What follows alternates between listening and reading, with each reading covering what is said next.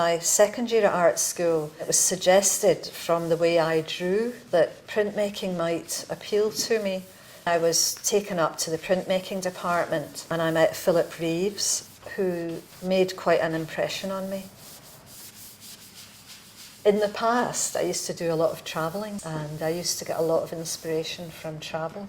The countries that really stick in my mind are Mexico, Guatemala and Japan. The thing about Mexico and Guatemala was colour, just the incredible colour. I mean, we travelled quite roughly around these places by bus with about 3 Indians sitting beside you and children and usually a chicken. Often the local Indians would wear these fantastic wheat plays and these blouses would be heavily decorated in really gorgeous embroidery.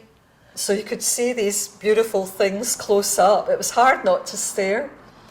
But even just walking around the streets, the juxtaposition of colour was fabulous. And then going to Japan several years later, the colours of the kimono and the banners, I mean, there's banners all over the place. You know, the tea houses would be just pastel. The moods and the serenity, all of these things are quite an influence. I studied Japanese mokuhanga. What I really liked about that was the fact that you're printing with watercolours, very different from Western style relief printing. It's a kind of gentler process, if you like. It looks softer.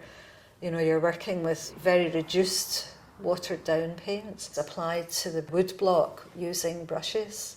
I like that technique very much. It's just, it takes so long because each colour's got to be carved from the block. In comparison, lithography, which is probably the method I enjoy best, it's very immediate. You know, applying the washes, the drawn areas to the stone is very quick. And it either works or it doesn't.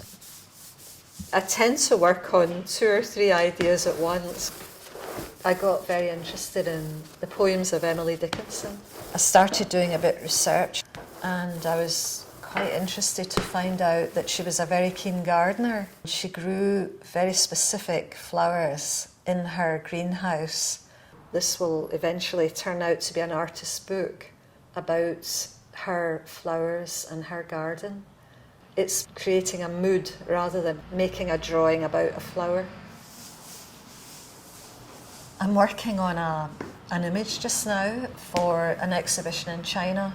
So I'm using the idea of the language of flowers and the fact that it originated in the Far East somewhere. It was a way of people communicating quite covertly, you know, women with men.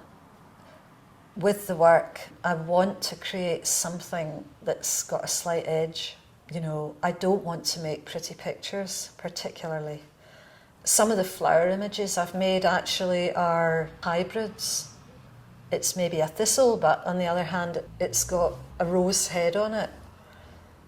I want people to look twice at what I do. I don't want things to be too obvious.